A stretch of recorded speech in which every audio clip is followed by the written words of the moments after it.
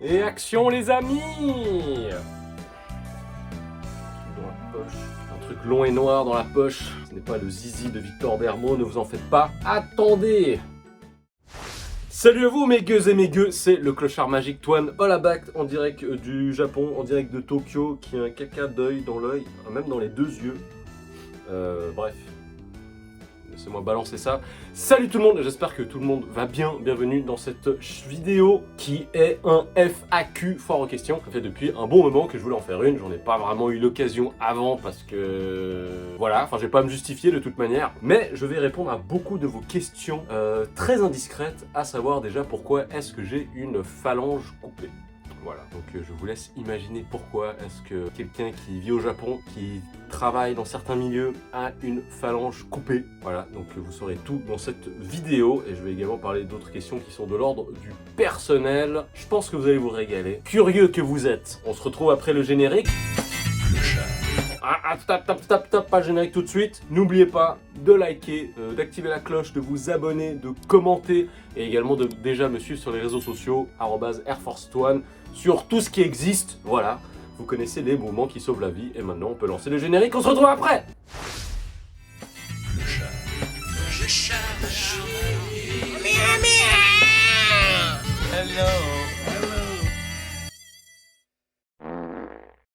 Bon retour parmi nous et on va prendre tout de suite la première question, qui est une question de Singso-chan. Je ne sais pas si ton chat était en train de marcher sur ton clavier quand tu as décidé de choisir ton nom d'utilisateur, mais en tout cas c'est un petit peu difficile à lire. T'es marié, je suppose que tu ne regardes pas mes vidéos.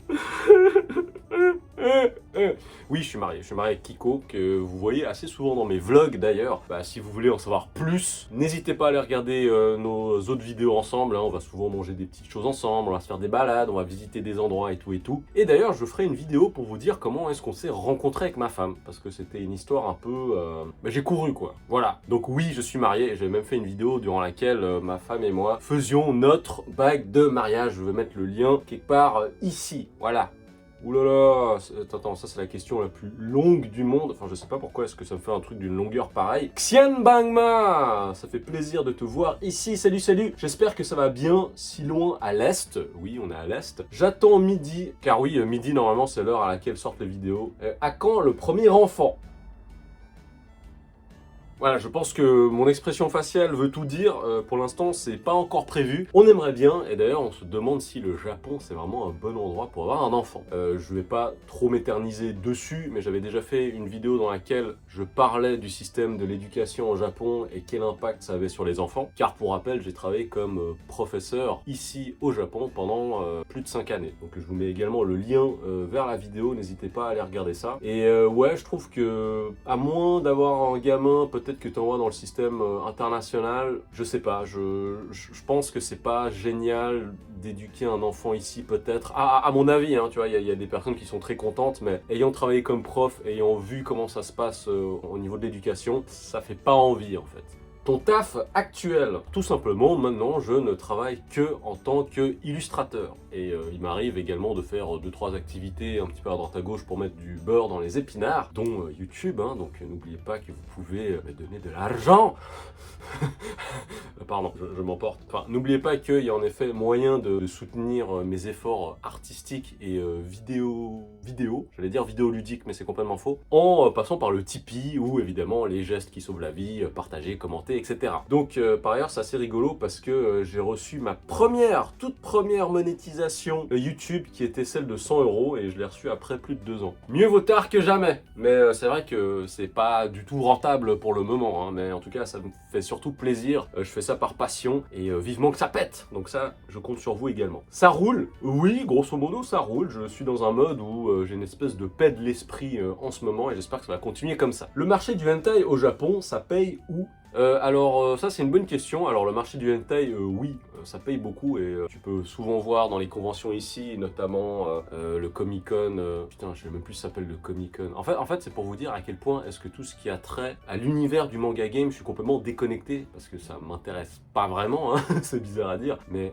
Jump Festa, non, le Comic Con. Merde. Enfin, dites-moi dans les commentaires comment s'appelle déjà cette grosse convention qu'il y a au Makuhari Messe, si je me trompe pas. Oui, bah on peut voir qu'il y a beaucoup de doujinkai Dojinka. Donc Dojinka, ce sont les auteurs amateurs qui viennent présenter leurs créations, et parmi elles, il y a très souvent des parodies de cucu. Voilà, donc oui, il y a de l'argent à se faire, carrément. Après, je t'avoue qu'en ce moment, je suis plutôt dans d'autres bails au niveau du dessin, mais je reviens très vite avec beaucoup de choses, avec des gros lolos, bien laiteux, et je crois que je vais me faire cancel à force de dire des choses pareilles. Enfin bref, je vais revenir dessus, mais oui, de toute façon, le cul, ça vendra toujours, hein, quoi qu'on dise. Merci à toi, Xian. Question suivante de Pasquale Surfer. Hello Toine, toujours un plaisir de regarder tes vidéos, un très grand merci à toi. Je ne savais pas l'ordre de tes priorités musique plus grande que le dessin. Je comprends mieux maintenant pourquoi il y a tant de personnes de l'univers musical dans tes vidéos. Oui, ça c'est vraiment une chose sur laquelle est-ce que j'ai envie de m'exprimer un petit peu plus, c'est que mon ADN de base, c'est vraiment le hip-hop. Je suis vraiment un grand passionné de rap, et ce,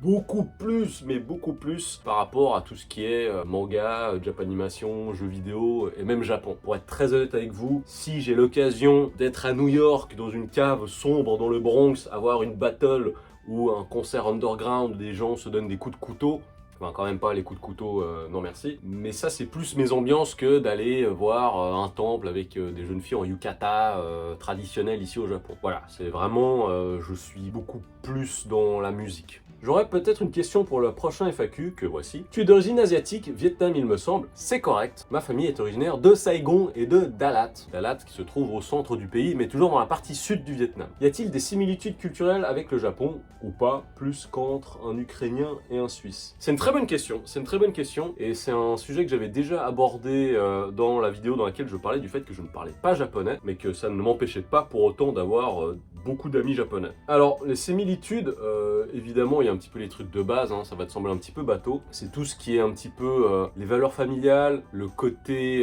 peut-être timidité, pudeur qu'on a également énormément au Vietnam. Par exemple, on parle pas vraiment de nos sentiments. Il y a toujours cette espèce de distance qu'il peut y avoir entre les enfants et les parents à la base, et même avec les aînés, hein, on a également tout ce système d'aînés, et même on s'appelle par numéro au Vietnam. C'est-à-dire que par exemple, je vous donne un exemple, mon père, dans sa fratrie, c'est le 5e, je crois, à être né, ce qui fait que tous les autres l'appellent cousin 5, frère 5 ou tonton 5. Voilà, c'est assez particulier, et en fait il y a vraiment ce rapport à la hiérarchie qu'on retrouve beaucoup au Japon. On ne parle pas de la même façon à un aîné qu'avec un cadet par exemple, et je pense que sinon c'est peut-être plutôt au niveau du comportement de façon générale. Il y a une vibe qui me rappelle beaucoup les conditions dans lesquelles j'ai grandi étant enfant, mais c'est plutôt du genre ferme ta gueule, tu discutes pas quoi. Tu vois, il y a ce côté qui est peut-être assez strict. Mais après ça c'est quelque chose qu'on retrouve je pense généralement dans tous les pays asiatiques et même dans tous les pays confucianistes. Je pense qu'il y a également un rapport à l'argent qui est très important au Vietnam comme au Japon, car pour rappel ce sont des sociétés qui sont issues en grande partie du confucianisme chinois, et peut-être que j'en parlerai à l'occasion dans une autre vidéo, mais c'est en effet une philosophie qui a eu un impact qui est très important sur cette partie d'Asie dans laquelle est-ce qu'on se trouve. Après les différences principales, c'est que les Vietnamiens sont évidemment beaucoup plus à la bonne franquette que les Japonais. Ils ont moins leur langue dans leur poche, ils vont évidemment plus dire ce qu'ils ont sur le cœur selon les contextes et selon les situations. Mais sinon, c'est vrai que de façon générale, moi j'ai pas eu de problème particulier à m'adapter à la culture ici de façon générale, parce que j'avais un peu l'impression d'être au Vietnam, il y a un peu les mêmes choses ou même les mêmes choses chez moi. Et d'ailleurs, je tenais à faire une petite parenthèse par rapport à ça, c'est que la raison pour laquelle est-ce qu'à la base, étant enfant, donc j'ai commencé à regarder les animés quand j'étais tout gamin, j'avais même dès mes 3 ans en fait, et ben je tombais souvent sur des animés dans lesquels je voyais les gens et leur style de vie, qui étaient des personnes qui étaient en yukata, enfin qui étaient en, je sais pas, en kimono, en espèce de pyjama, machin chose chez eux. Et ça je pense notamment aux œuvres de Rumiko Takahashi qui a créé Juliette Je t'aime, Ranma 1/2. Et je trouvais que la façon avec laquelle est-ce qu'ils vivaient, ça me rappelait beaucoup ma famille au Vietnam et ma famille en Suisse également. Voilà, c'est juste qu'on partage de la bouffe dans des plats, on mange des grands bols de riz et tout et tout. Et culturellement et identitairement, les animés ont été un grand repère pour moi quand j'étais plus petit, parce que mes parents et notamment ma mère accordaient beaucoup d'importance au fait que mon frère et moi, étant donné que nous étions la seconde génération d'immigrés en Suisse, on devait faire en sorte de bien s'intégrer, de pas être jugé par nos petits copains suisses. Ce qui fait que ma mère nous disait souvent, ah voilà, dites pas qu'à la maison on mange comme ça, dites pas qu'on mange tel plat ou ce genre de choses, parce qu'elle voulait pas qu'on soit jugé en fait. Alors qu'une fois que je passais le palier de la maison, bah, c'était le bled, quoi. C'était le Vietnam, musique vietnamienne, Paris by Night, hein, pour les gens qui connaissent les vrais bails de vietnamiens, et les animés. Et c'est pour ça que je trouvais intéressant de voir des gens qui vivaient comme nous, et qui s'habillaient aussi comme nous, parce qu'au Vietnam, on a un culte du pyjama aussi. Et moi, je voyais des personnages dans Ranma, dans Juliette Je t'aime, je me disais, mais ils s'habillent comme nous, ils vivent comme nous, en fait. Donc c'est pour ça que ma véritable attache avec les animés, ma première attirance, c'était pas parce qu'ils lançaient des boules de feu et qu'ils arrachaient des culottes avec, c'est parce que je me voyais en ça. Mais sinon, il y a des points en commun et il y a beaucoup de différences, hein, mais il y en a quand même plus qu'on l'imagine. Question de DJigen3, c'est pour quand le visa permanent? Alors pour être très honnête avec toi, le visa permanent, je m'en bats les roubignoles. Je sais que ça peut sonner très bizarre parce que je sais que pour beaucoup de personnes, le Japon c'est un petit peu la destination finale. T'as fini le game une fois que t'es installé au Japon, alors que bah déjà le monde c'est grand, hein. Il n'y a pas que le Japon dans la vie, mais je sais que pour beaucoup de personnes c'est un petit peu l'arc final, c'est un petit peu un but de vie en soi. Et pour être très honnête avec toi, le visa permanent, je m'en fiche parce que pour moi, le Japon, c'est une étape. Ça a toujours été une étape, ça a toujours été un arc dans ma vie, dans mon parcours de façon générale. Parce que ce qu'il faut pas oublier, c'est que je pense que j'ai eu la chance de grandir déjà dans un contexte qui est très international. Parce que Genève, en Suisse, c'est une ville qui est extrêmement ouverte vers l'extérieur. Beaucoup d'amis à moi, c'est des gens qui sont réfugiés de guerre à la base, qui par la suite ont pu obtenir des permis pour rester en Suisse, trouver un bon travail, évoluer et bien s'intégrer à la société suisse. Il y en a qui sont devenus suisses, tout simplement. Et à bien y regarder, ma bande de potes de Genève, je crois que de base, il y en a peut-être 5 ou 6 qui sont vraiment 100% suisses. Sinon, on est tous issus de l'immigration, hein. Moi, c'est le Vietnam. Et petit détail, c'est que ma famille avait le statut de réfugié. Donc mon frère et moi aussi avions le statut de réfugié pendant, je sais pas exactement combien de temps, pendant plusieurs années après notre naissance. Et j'ai beaucoup d'amis, voilà, ils viennent du Rwanda, ils viennent de Serbie, de Bosnie, d'Europe de l'Est, de Syrie, d'Algérie, des États-Unis, d'Irlande, tout ce que tu veux, c'est vraiment un grand melting pot. Et moi, j'ai beaucoup grandi parmi les musulmans. Tu vois, donc moi j'avais un de mes meilleurs potes qui est d'origine syrienne. Moi j'allais faire le ftour chez lui, j'allais souvent jouer chez lui. Lui, ses oncles, sa famille faisaient la prière. J'allais à la mosquée avec lui aussi parce que sa maman y travaillait. Et je pense que c'est vraiment une chance que j'ai eue parce que ça m'a beaucoup ouvert sur l'extérieur et ça m'a beaucoup donné envie de découvrir d'autres cultures. Et sans compter le fait que également ma famille, elle est originaire du Vietnam, donc j'ai évidemment de la famille au Vietnam. Mais il se trouve que le plus gros de ma famille se trouve notamment aux États-Unis, ce qui fait que depuis très petit, j'ai eu la chance d'aller aux États-Unis et d'aller un petit peu dans tous les États parce que j'ai beaucoup de familles et d'amis très proches de la famille qui sont en Nouvelle-Orléans, au Texas, en Arizona, à Chicago, à New York, en Pennsylvanie, etc. Donc, j'ai toujours eu ce côté très international, et même si quand j'étais petit, je vous avoue, hein, j'étais quand même assez jaloux de mes petits camarades qui, quand ils allaient voir leurs grands-parents, ils allaient en voiture, ça leur prenait une demi-heure, 45 minutes, et genre ouais on est au chalet, regardez, papy m'a offert de l'argent et un skateboard, alors que moi, pour aller voir mes grands-parents, fallait que je prenne l'avion pendant une douzaine d'heures, que j'arrive dans un pays chaud et humide, que j'attrape la diarrhée et qu'au final ce soit ma famille qui donne de l'argent à mes grands-parents. Donc moi je m'étais dit, il est où mon skateboard? Non, je rigole, j'exagère évidemment, mais il y a eu un rapport tout de suite qui était différent où tu te rends compte que le monde est extrêmement grand. Et moi j'ai toujours grandi comme ça.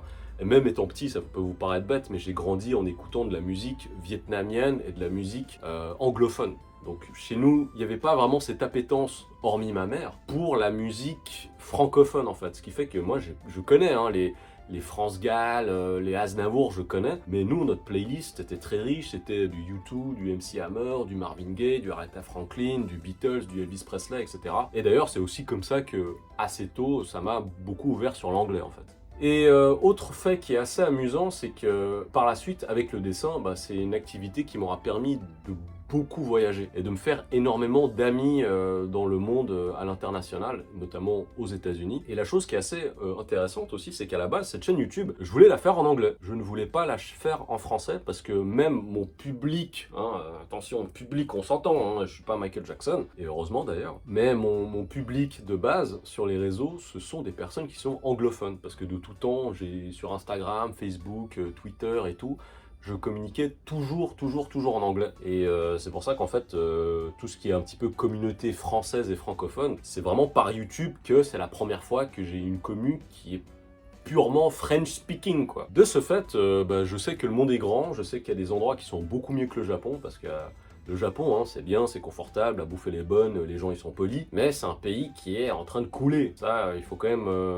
se rendre compte de plusieurs choses, la situation économique, la situation sociale de beaucoup de personnes, il y a de plus en plus de précarité, bref, je vais pas vous faire un cours de socio-économie, mais c'est un pays qui, globalement, pour moi, c'est pas génial. Après, moi, je sais pas comment c'est la France, mais si je le compare avec la Suisse, hormis le divertissement, la Suisse, c'est mieux.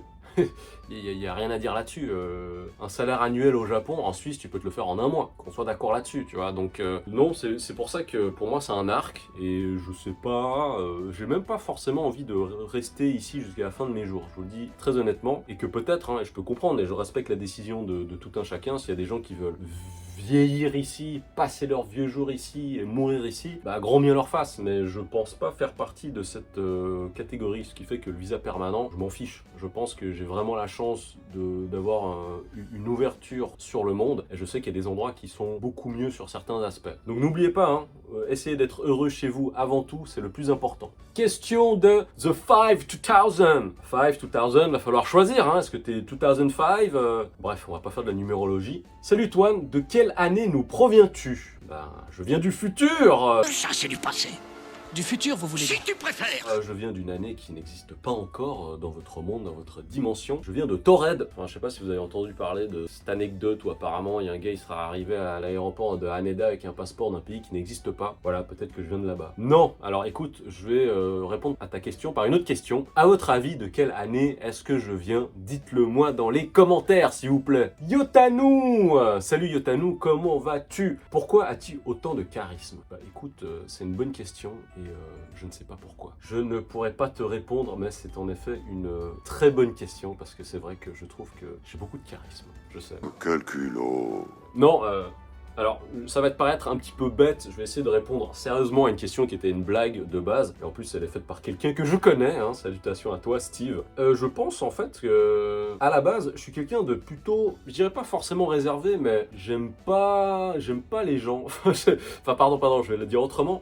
J'aime pas le monde en fait, j'aime pas la société. Ce qui fait que pendant très longtemps, quand il y avait des situations où il y avait trop de monde, ça me mettait pas à l'aise, j'avais pas envie d'être là en fait, ça me gavait. Et je pense que c'est vraiment grâce au hip-hop de façon générale que ça m'a permis de m'ouvrir, ça m'a permis d'apprendre entre guillemets à communiquer avec les gens et également à développer mes talents sociaux hein, d'une certaine façon. Et ça c'est assez drôle parce que j'ai eu mon frère qui est venu au Japon il y a pas très longtemps, donc j'ai pu passer du temps avec ma famille et tout. Et quand il parlait avec ma femme, les deux disaient que ah machin, les bons côtés de Toine. Enfin voilà, ils disaient quand même des bonnes choses pour moi, donc moi j'étais là genre allez-y, mettez-en moi partout. Enfin, passez-moi de la pommade, hein. Je sais pas ce que vous vous imaginiez, que j'étais genre...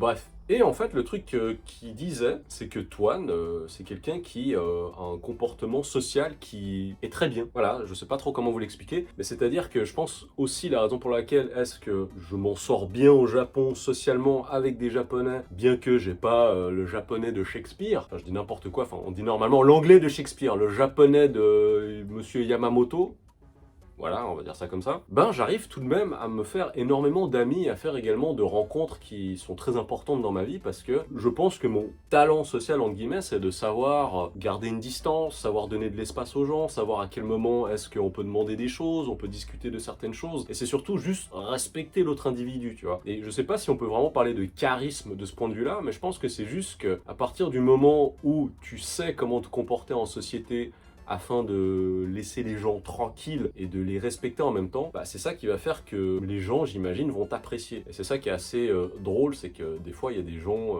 qui ont peut-être un certain statut ou un certain style de vie où tu te dis comment ça se fait qu'ils s'amourachent de ma personne. C'est parce qu'en fait, pour une raison ou une autre, ils t'aiment bien, et je pense que c'est parce que socialement, je sais pas, hein, c'est pas quelque chose qui est calculé ou auquel je réfléchis, mais je sais comment me placer, puis ça se passe bien. Donc voilà, c'est peut-être ça mon charisme en fait. Clear to Land Channel.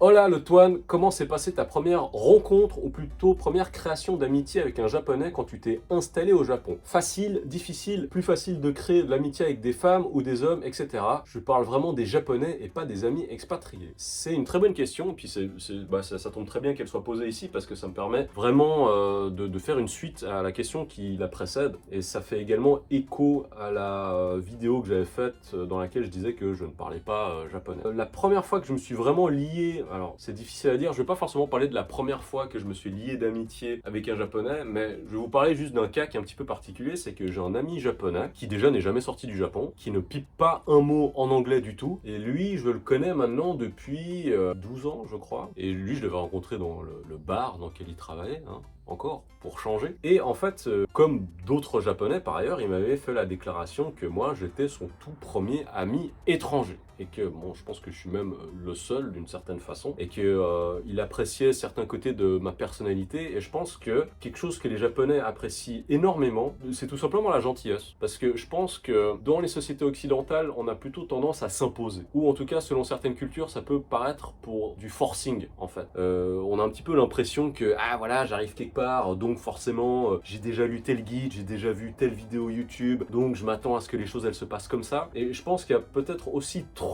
cette mentalité que peuvent avoir certaines personnes, hein. Attention, je veux pas dire que c'est le cas de tous les étrangers, de tous les touristes, mais un peu un délire colonialiste d'une certaine façon, où il y a des personnes qui débarquent quelque part et elles s'attendent à ce que, ah bon, tu parles pas anglais, ah bon, comment ça se fait que ça se passe pas comme chez moi, ah mais ils sont teubés, haha, regarde comment ils font, ils arrivent pas à faire ça, ils arrivent pas à faire ça. Et ça en fait c'est un comportement vraiment qui m'énerve, parce que, pour rappel, et ça encore c'est pour faire écho à l'une des premières questions qu'il y a eu dans ce FAQ, c'est que ma famille et moi-même, quand on était en Suisse, au tout départ, on était des réfugiés, et on a toujours été des immigrés, et même si tu grandis et que t'es installé en Suisse, bah tu n'en restes pas moins un étranger pour beaucoup de personnes, et que tu resteras, quoi qu'il en soit, étranger chez toi. Ce qui fait que nous, mon frère et moi, même si on est né, on a grandi, on a passé la majorité de notre vie en Suisse, on a toujours fait attention. On n'a jamais, on savait qu'on était des guests entre guillemets dans notre propre pays, parce que malgré tout, bah voilà, hein, t'as quand même la tête de là d'où tu viens génétiquement. Et ce qui fait que quand bah, j'ai eu l'occasion d'aller vivre ou d'aller passer du temps dans d'autres pays, que ce soit ici au Japon ou même en Angleterre, ou passer du temps je ne sais pas où à travers le monde, tu connais déjà ce comportement à adopter, le fait que bah, t'es là en guest en fait, et que tu dois apprendre à te comporter comme tel, avec respect, et à ne pas chercher à imposer ta façon d'être, ta vision chez les gens. Et en fait, c'est quelque chose qui me choque de plus en plus au Japon, parce que maintenant, ça fait déjà depuis un certain temps que j'habite ici. Et c'est vrai que même avec certains amis, hein, tu vois, qui débarquent ici, et à la façon avec laquelle ils se comportent, tu comprends que c'est des choses qui sont véritablement intrinsèques et qui font vraiment partie de l'individu, parce que on a grandi de cette façon, on a eu l'habitude d'exprimer nos idées de cette façon dans les sociétés occidentales, et il y a du coup un gros décalage qui se crée. Et en fait, ce que j'ai réussi à dompter d'une certaine façon, c'est juste que je sais que je suis pas chez moi et que je serai jamais chez moi. Et moi, j'essaye pas de faire le japonais, j'essaye pas de faire ouais, moi j'habite ici depuis tant d'années, j'ai tellement de légitimité, j'en sais tellement plus que vous. Voilà, je suis pas là pour faire du gaijin-splaining, c'est pas ma position. Moi, je suis un guest au Japon, comme si je vais habiter en Lituanie, je resterai un guest, tu vois. Moi, je suis pas là à dire je suis Nihonjin ou j'en sais rien, je m'en bats les steaks. Donc, c'est juste en ayant ce comportement juste humble, où en fait, je sais qui je suis en fait. C'est tout simplement ça. Donc voilà, soyez gentils, soyez humbles, connaissez vos limites, ne dépassez pas les limites culturelles, personnelles et humaines, et c'est juste comme ça que ça s'est fait. Et du coup avec cet ami, même si c'est quelqu'un qui est très fermé et qui, je vous le cache pas, je pense qu'il est assez xénophobe sur les bords, enfin l'ami dont je vous ai parlé où il me dit toi t'es mon seul ami étranger en fait, bah, c'est marrant parce qu'on rentre un petit peu dans ce cas de figure, genre je suis pas raciste, j'ai un ami suisse-vietnamien, tu vois, mais c'est un petit peu ça qui est intéressant, c'est juste que il faut apprendre à se déconstruire, voilà, il faut apprendre à déconstruire un petit peu toutes les idées reçues, la façon avec laquelle est-ce qu'on a construit notre culture et notre vision du monde, et voilà. Bah, une autre question de Xixabangba, re-bienvenue à toi. Salut, j'espère que ça va bien, je me lance. C'est comment la vie de couple avec une japonaise? Anecdotes, différences culturelles, etc. L'histoire de la phalange, si cela n'est pas trop indiscret. Le truc que tu kiffes, détestes au Japon, la meilleure chose qui te soit arrivée au Japon, la pire si tu pouvais retourner dans le passé, est-ce qu'il y a quelque chose que tu ferais différemment à ton arrivée au Japon? Waouh, c'est beaucoup de questions, mais c'est des questions très intéressantes. Alors, ce que je veux dire, c'est que je vais garder tes questions pour faire des vidéos dédiées à chacune de ces questions, parce que c'est des sujets que je voulais aborder. Donc là, je vais déjà répondre à tes questions qui peuvent être répondues assez ouvertement et rapidement. C'est comment la vie de couple avec une japonaise? C'est une question qui est très intéressante parce que même si j'ai eu plusieurs relations avec des japonaises, etc., j'ai seulement habité avec 2 d'entre elles. Donc là, vous connaissez tous Kiko, qui est ma femme et que vous voyez souvent dans mes vidéos. Elle, en fait, elle a habité aux États-Unis pendant 4 années environ, ce qui fait que sur certains points, elle est très occidentale, elle est très ouverte. D'ailleurs, à la maison, on fait que parler anglais, même s'il y a toujours certains aspects de sa personnalité qui sont très japonais. Enfin bon, je veux dire, elle est japonaise, donc évidemment, elle va pas avoir un comportement congolais, mais franchement, moi, je sens pas qu'il y a un truc qui est particulier, en fait. Je sais pas, il y a des choses que je retrouve également de mes relations avec mes ex-petites amies, pas uniquement japonaises, hein, mais j'ai eu des ex vietnamiennes, taïwanaises, chinoises. Donc je pense qu'il y a quelque chose de très asiatique de façon générale, donc je dirais même que j'ouvrirais la question encore plus largement à ce niveau-là. Mais non, ça se passe très bien. Il y a rien de spécial, en fait. Je pense qu'il y a même rien de spécial par rapport à des personnes qui sont en couple en France, en Lituanie. Je sais pas ce que j'ai avec la Lituanie, à tout le temps parler de la Lituanie. Ah bah peut-être que c'est mon prochain arc. J'irai habiter en Lituanie, hein, voilà. Donc si jamais vous connaissez des endroits sympas ou des plats qui ont l'air bons à manger. Par contre, avec mon ex japonaise, qui elle était seulement sortie une seule fois du Japon, elle était seulement allée une fois en Angleterre quand elle avait genre 19 ans, et je crois qu'il était parti pendant 1 mois, mais sinon elle a jamais eu d'expérience à l'étranger en fait. Et là, il y avait certains aspects où en fait elle intériorisait beaucoup de choses, c'est-à-dire que moi j'avais l'impression que ça allait, donc je me comportais comme d'habitude, mais elle ne disait jamais rien, jusqu'au moment où ça dépassait les bornes selon elle, et qu'elle me balance justement les choses qui la dérangeaient, mais sinon je m'en étais jamais douté, pour être très honnête avec vous. Et par exemple, parmi les choses qu'elle m'avait reproché, il y avait le fait que j'étais trop direct. Et ça, c'est quelque chose qui est aussi très important dans la culture japonaise, c'est qu'on trouve un petit peu... Enfin, on trouve pas un petit peu, mais on trouve toujours des moyens détournés afin de demander les choses, parce que demander les choses trop frontalement, ça peut mettre les gens mal à l'aise, les mettre devant le fait accompli, et ils aiment pas ça. Et ça, c'est aussi une des choses qui m'aura permis de bien m'adapter à la vie ici, c'est que je suis pas quelqu'un de confrontationnel, comme je suis pas quelqu'un qui aime demander des choses ou qui va dire des choses directement aux gens. Je prends beaucoup en considération ce que les gens pensent, j'essaie d'être empathique le plus possible, donc je pense que c'est ça qui fonctionne au niveau de mon intégration au Japon. Mais là, en l'occurrence, bon bah pendant le Covid on a habité ensemble, puis même avant, enfin elle était tout le temps chez moi, elle a passé, en gros on habitait ensemble pendant plus de 6 mois, donc c'est quand même assez long je dirais, mais autrement ça se passait très bien, donc il n'y avait pas vraiment quelque chose qui était choquant ou dérangeant. En tout cas, j'ai eu d'autres relations où il y avait eu des choses plus difficiles au niveau du gap culture, au niveau de l'écart culturel, mais là globalement je pense que ça allait. Par contre, le seul écart que j'ai eu avec elle, c'était pas une différence culturelle, c'était plutôt une différence d'âge, parce que mon ex avait, je sais pas si je peux vous dire son âge, mais elle avait 14-15 ans de moins que moi, voilà. Bon, arrêtez, hein, je veux dire, Leonardo DiCaprio, on lui fait pas chier, enfin bref, Ah! L'histoire de la phalange. Il faut tous descendre de l'avion, il paraît qu'il n'a pas de phalange. La fameuse phalange qu'il me manque ici, hein, comme vous voulez le voir.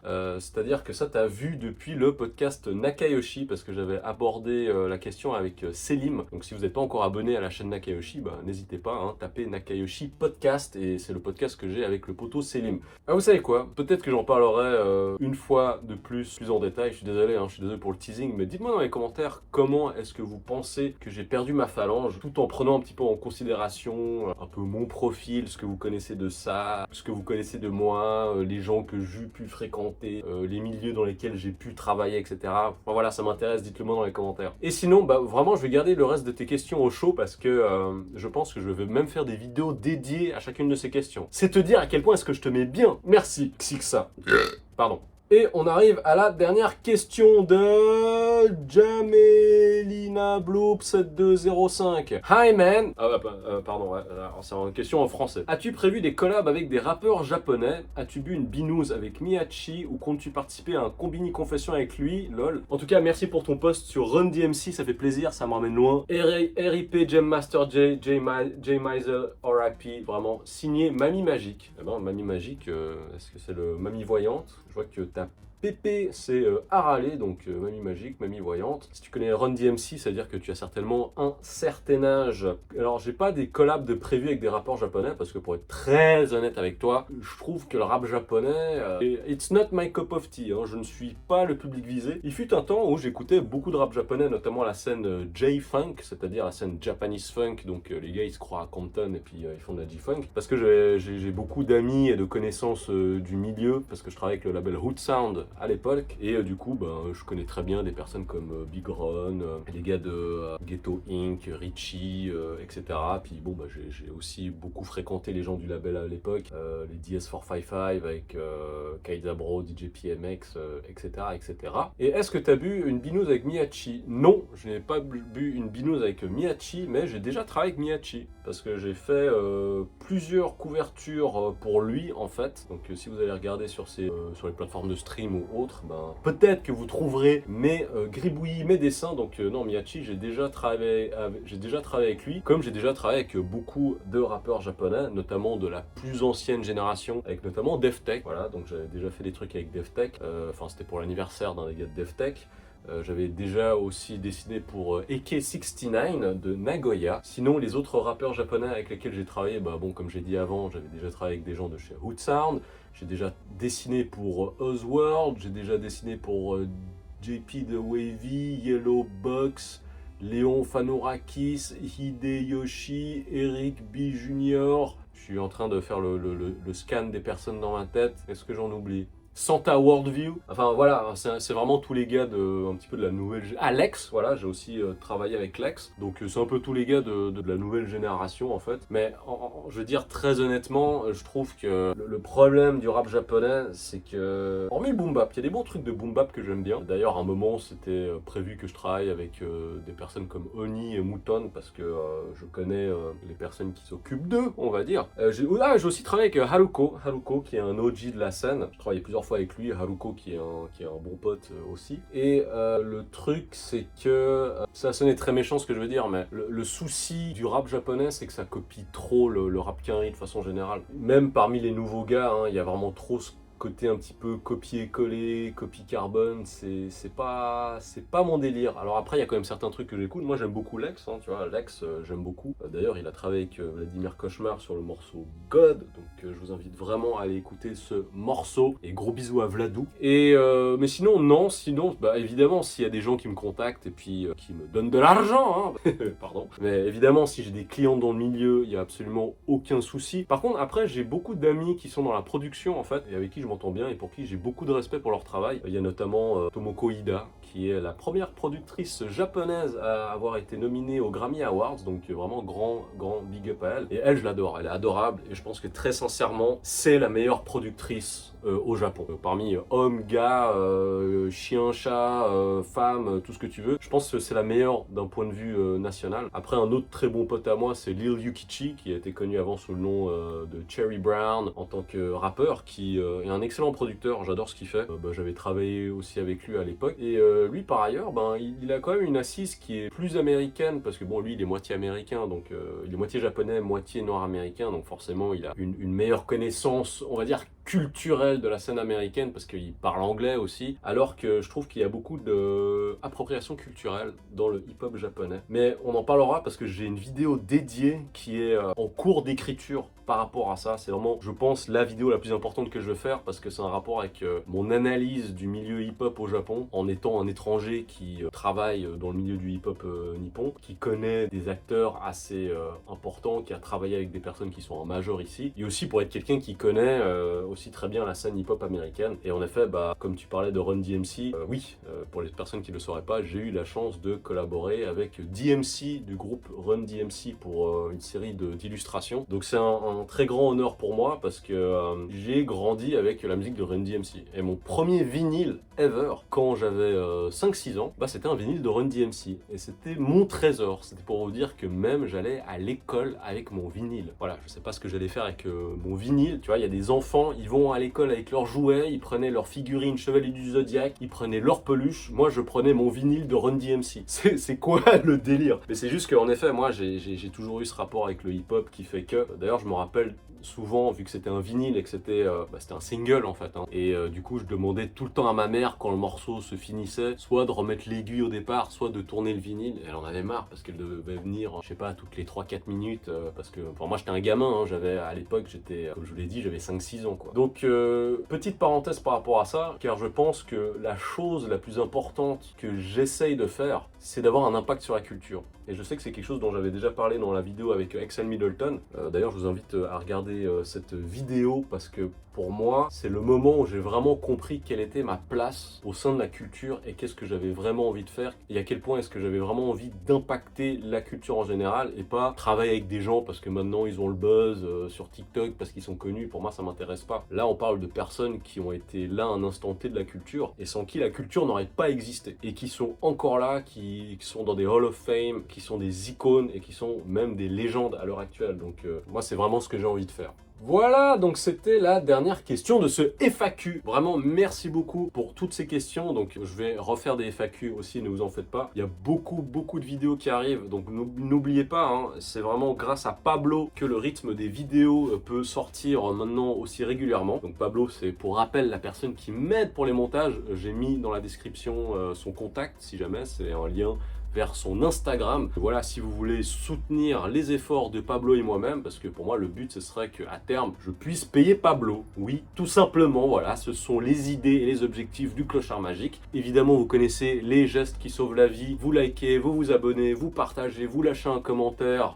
Ça va vraiment permettre au Clochard Magique de monter vers les cimes. Et si jamais, si vous le pouvez, il y a également le Tipeee. Pour le moment, il y a 5 tipeurs, donc vraiment un énorme merci à vous. Ça, pour le moment, ça reste toujours le meilleur moyen d'aider financièrement la petite chaîne, donc ça met du beurre dans les épinards, comme on dit. N'oubliez pas de vous abonner, de me suivre sur les réseaux sociaux @AirForce1, Twitter, Facebook, Instagram et TikTok. Voilà, suivez-moi, hein, ça fait plaisir. D'ailleurs, mon but, c'est que mon TikTok, non, pardon, qu'est-ce que je dis? Non, pas mon TikTok. Mon Instagram arrive à 10 000 abonnés. J'en suis en ce moment à 7080, je crois. Donc voilà, si vous n'êtes pas encore abonné à mon Instagram, allez-y. Allez, là, je le mets en top commentaire en dessous. Suivez-moi.